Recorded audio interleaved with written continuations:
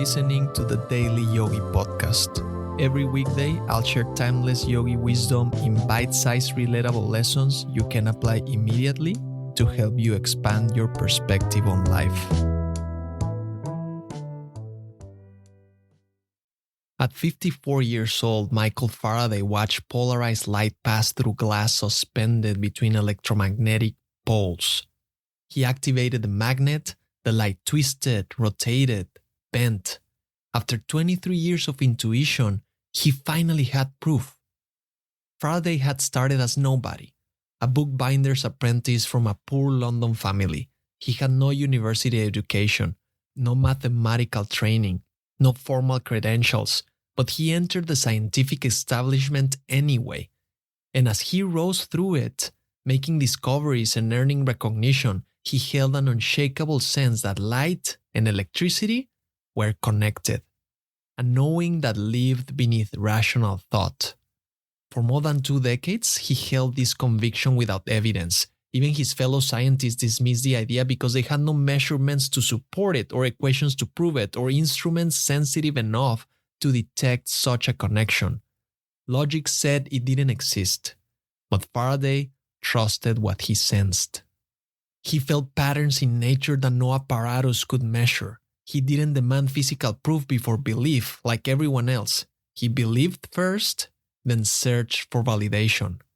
And when the light finally bent in 1845, it confirmed what his subtle senses had known all along, that electricity and magnetism were not separate phenomena, that they were manifestations of the same underlying force, an insight born from intuition, an insight that laid the groundwork for radio, television, and the entire electromagnetic revolution that followed. Physical senses are merely the outermost layer. Within them lie subtler perceptions, intuitions that arrive before logic can explain them, knowings that bypass rational proof. Science has forgotten its own meaning. Science, from the Latin scire, to know, covers all forms of knowledge, not only what laboratory instruments can measure.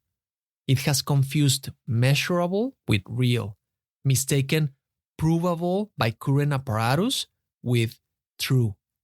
The microscope reveals worlds within worlds, yes, but within those worlds lie mysteries no machinery can probe.